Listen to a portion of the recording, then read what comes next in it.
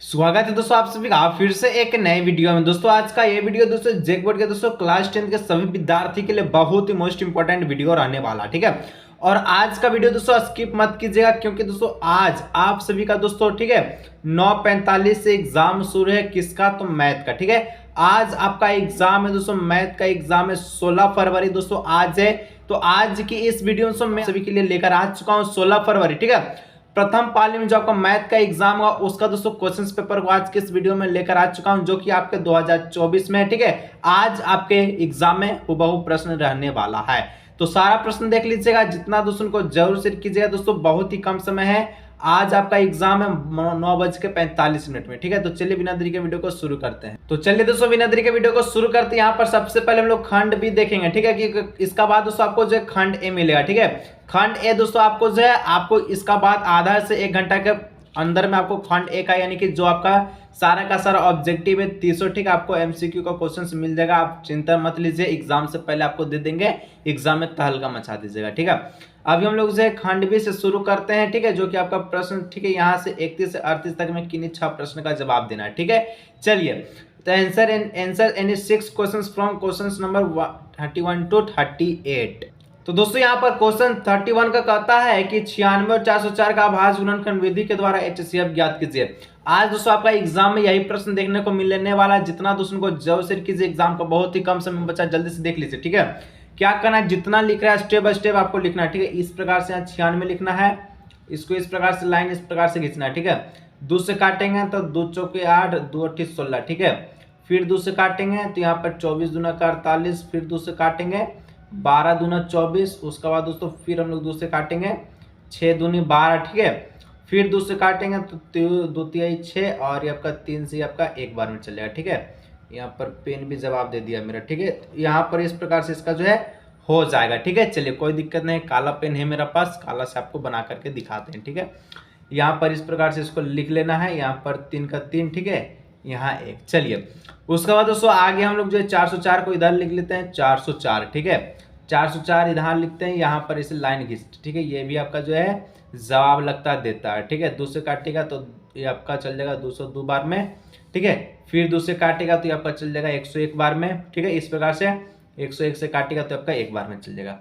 यहाँ से दोस्तों हम लोग देखें तो यहाँ पर आपको क्या क्या लिखना है कि 96 का अभाज्य गुणनखंड किए तो हमको पास क्या क्या चीज मिला, 1 2 3 4 5, 5 को 2 मिला, यानी कि 2 का घात 5 हो जाएगा, ठीक है। अरे वो आपका 3 मिला तो 3 लिख दीजिए, ठीक है। चलिए उसका बाद दोस्तों हम लोग जो है 404 का अभाज्य गुणनखंड किए, ठीक है। तो 2 को 2 मिला, यानी कि 2 का घात तो 2 हो जाएगा, अरे वो आपका 101 है तो 101 इस प्रकार से लिख दीजिए, ठीक है। दोनों में कॉमन क्या आ रहा है उसको देखना, तो दोनों में जो कॉमन है वो आपका 2 आ रहा है, इस प्रकार से घेरा लगा दीजिएगा, ठीक है। तो यहाँ पर जो HCF इसका जो निकलेगा HCF, ठीक है। HCF में क्या लिखेगा, तो HCF में जो दोनों में कॉमन आ रहा है, ठीक है, और जिसका सबसे न्यूनतम घात हो, कम घात हो, कम घात किसका, 2 का 2 है, ठीक है, यानी कि 2 का पावर 2 है, तो 2 का पावर 2 हो जाएगा HCF में, और 2 का जो है वर्ग कीजिएगा तो आता है 4, यानी कि 4 आंसर इसका जो है करेक्ट आंसर हो जाएगा, ठीक है। जल्दी जाइए, आज के एग्जाम में तहलका मचा दीजिए, ठीक है। नेक्स्ट 232 नंबर का था, एक द्विघात बहुपद ज्ञात कीजिए जिसके शून्यकों का योग तथा गुणनफल 1 और 1 है, ठीक है। कैसे ज्ञात करना है, जितना प्रश्न बता रहे दोस्तों घोल करके पी जाइए, ठीक है। कैसे करना है, अल्फा प्लस बीटा का मान दे देते हैं, कितना है, 1 है, और ये इसको हम लोग शून्यकों का योग कहते हैं, ठीक है। और अल्फा बीटा जिसको शून्यकों का गुणनफल कहते हैं वो आपका 1 है, 1 और 1 हो गया, ठीक है। द्विघात बहुपद पूछा, द्विघात बहुपद का सूत्र नहीं होता, सूत्र होता समीकरण का, जो कि सूत्र होता है x square minus alpha plus beta x plus alpha beta बराबर 0, ठीक है। इस प्रकार से इसका सूत्र होता है। चलिए लगा देते हैं, एक्स स्क्वायर का एक्स स्क्वायर रहने दीजिए, ठीक है, माइनस अल्फा बीटा का वैल्यू कितना है, 1 है, 1 दे दीजिए बगल में 1 से, प्लस अल्फा बीटा कितना है, 1 है, बराबर में 0, इस प्रकार से, ठीक है। चलिए आगे लिखेंगे तो एक्स स्क्वायर का एक्स स्क्वायर माइनस हो जाएगा 1x लिखे, चाहे x लिख से बात बराबर है, प्लस 1 बराबर 0, ठीक है, इस प्रकार से, ठीक है।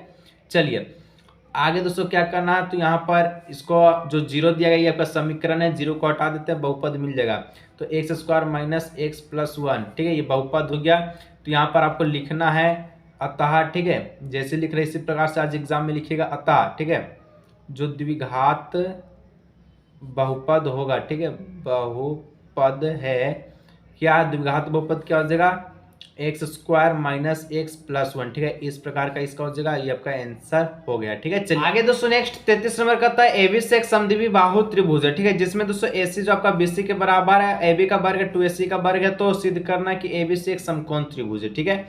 कैसे यहाँ पर सिद्ध कीजिएगा, सबसे पहले यहाँ पर आपको समद्विबाहु बाहु त्रिभुज का रचना करना, ठीक है। कुछ इस प्रकार का इसका त्रिभुज बनेगा। चलिए इस प्रकार से इसका त्रिभुज हम लोग बना लिए, ठीक है। नाम देते हैं दोस्तों, तो यहाँ पर इसका नाम हो जाएगा ए, ठीक है, इसका नाम हो जाएगा सी, इसका नाम हो जाएगा बी, इस प्रकार से दे दिए। देखिए समद्विबाहु त्रिभुज में एसी का जो भुजा है वो बीसी भुजा के बराबर है, तो दे दिए बराबर दर्शा दिए, ठीक है। अब एबी का जो वर्ग हुआ 2ac का वर्ग है, ठीक है, ये भी दिया गया, लेकिन सिद्ध करना है एबीसी एक समकोण त्रिभुज है, ठीक है। कैसे करना है, सबसे पहले जो जो चीज दिया उसको लिखना दिया है, ठीक है। क्या चीज दिया है दोस्तों, तो दिया है हमको जो है एबीसी त्रिभुज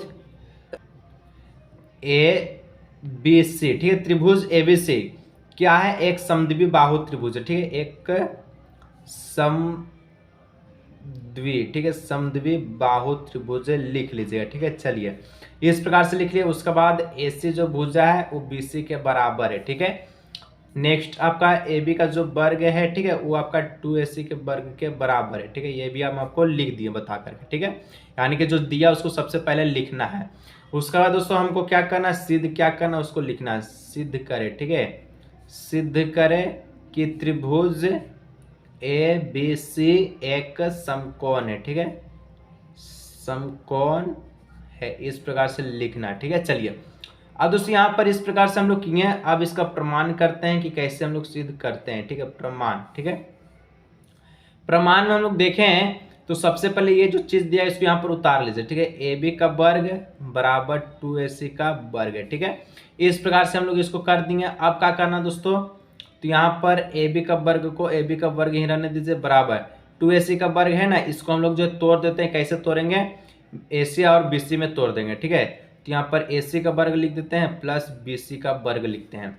क्यों लिखे हैं, रीजन यहाँ पर दीजिएगा, चूंकि AC जो है BC के बराबर है इसलिए, ठीक है। इस प्रकार से हम लोग लिख दिए। जब AC BC के बराबर है तो AC का स्क्वायर 2AC लिखे या फिर AC प्लस BC लिखे, बात बराबर है। तो जब हम लोग इसको इस प्रकार से लिखे, यानी कि हम लोग का जो ये कर्ण बन गया, ये लंब बन गया, ये आधार बन गया, तो हम लोग देखें कि कर्ण का आधार जो है, कर्ण का स्क्वायर लंब स्क्वायर और प्लस आधार स्क्वायर के बराबर है। तो ये जो एक सूत्र, एक प्रमेय को जो है लागू करता है, जिसका नाम है पाइथागोरस प्रमेय, ठीक है। तो लिखना है अतः, ठीक है, यह पाइथागोरस, ठीक है, पाइथागोरस प्रमेय लागू करता है, इस प्रकार से लिख दीजिए, ठीक है।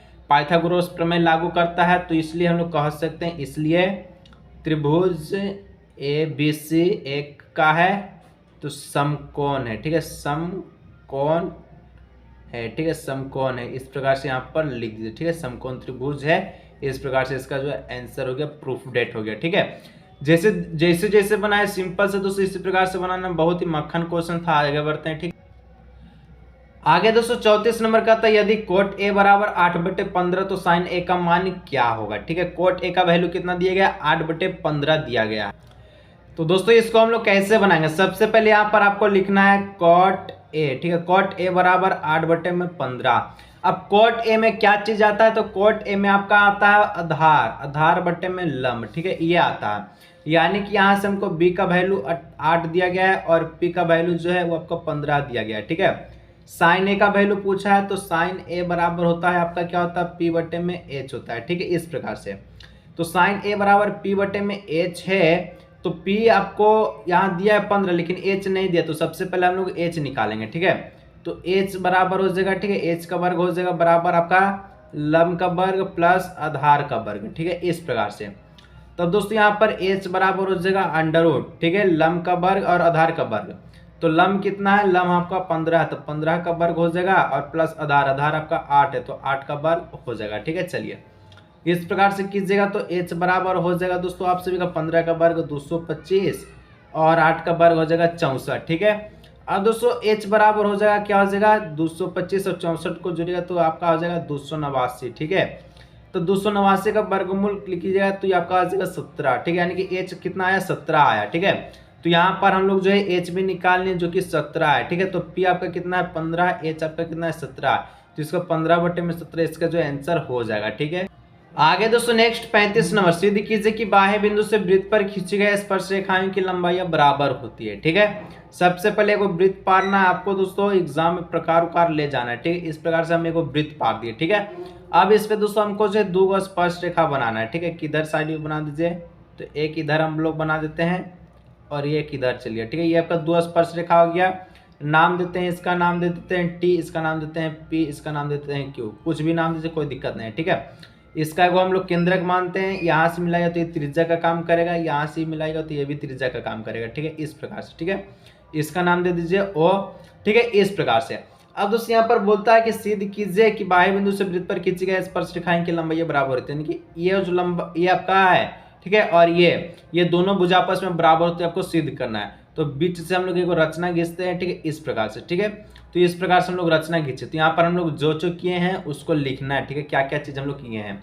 सबसे पहले दोस्तों हमको एक वृत्त दिया गया है, ठीक है। वृत्त में दोस्तों हमको दर्शाना है कि पीटी जो है पीक्यू का बराबर होगा, ठीक है। सिद्ध करें, सिद्ध क्या करना हमको कि जो पीटी जो है, ठीक है, वो पीक्यू के बराबर, यही हमको सिद्ध करना है, ठीक है। चलिए तो इसका प्रमाण में हम लोग चलेंगे, तो प्रमाण में कैसे बनाना है आपको समझ लीजिए।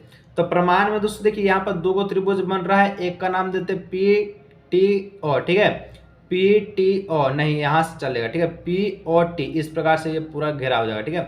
पी ओ टी एक को नाम देते हैं, एक को नाम देते हैं पी ओ क्यू, ठीक है। तो यहाँ पर हम लोग लिखते हैं कि त्रिभुज पी ओ टी और, ठीक है, त्रिभुज आपका जो है किसमें, तो पी ओ टी, तो पी ओ क्यू हो जाएगा पी ओ क्यू में, ठीक है, पी ओ क्यू में, ठीक है, इस प्रकार से, ठीक है। अब देखिए दोनों में दोस्तों हम लोग जो है इसको पहले हम लोग क्या करना, कॉन्ग्रुएंट ट्रायंगल करना होगा, ठीक है, सर्वांगसम दर्शाएंगे, तो बाकी भुजा आपस में सिंप्लिसिटी के माध्यम से वो अपने बराबर हो जाएगा, ठीक है। तो यहाँ पर हम लोग कर रहे हैं, तो इस त्रिभुज में, ठीक है, ये त्रिभुज है, ये त्रिभुज, 2 त्रिभुज बनाती, दोनों में दोस्तों जो है पीओ जो है कॉमन आ रहा है, तो हम लोग लिखते हैं कि पीओ बराबर पीओ, कैसे, तो यहाँ पर रीजन लिखेगा उभयनिष्ठ, ठीक है, उभयनिष्ठ यानी कि कॉमन है, इस प्रकार से, ठीक है, इस प्रकार से लिख दीजिएगा। उसके बाद उससे एक और 3 गो रीजन आपको मिलाना चाहिए, ठीक है। उसके बाद हम लोग लिखते हैं कि जो एंगल क्यू होगा एंगल टी के बराबर है, क्योंकि ये आपका त्रिज्या है और त्रिज्या वृत्त पर 90 डिग्री का कोण बनाता है, तो यहाँ पर लिखते हैं एंगल क्यू जो है एंगल टी के बराबर होगा 90 डिग्री से, ठीक है, इस प्रकार से लिख दीजिएगा। उसके बाद उससे एक और चीज आपको पता करना चाहिए, तो आपका कैसे पता होगा, तो यहाँ पर त्रिज्या, ठीक है, देखिए ओ क्यू ओ टी, ये क्या है त्रिज्या, तो ये आपका आपस में बराबर होगा, तो ओ क्यू बराबर हो जाएगा ओ टी, ये क्या है, ये आपका त्रिज्या है, ठीक है। तो त्रिज्या यहाँ पर लिख दीजिएगा त्रिज्या से, ठीक है, इस प्रकार से इसको लिख दीजिएगा, ठीक है। आगे त्रिज्या से हम लोग लिख दिए। अब देखना है कि हम लोग ये 3 गो चीज हम लोग बराबर किए, तो कैसे कैसे बराबर किए, तो यहाँ पर त्रिभुज पी और टी, ठीक है, सर्वांगसम त्रिभुज हो जाएगा त्रिभुज पी और क्यू के, ठीक है, इस प्रकार से साइड एंगल साइड से इसको हम लोग बराबर किए, साइड एंगल साइड से, ठीक है।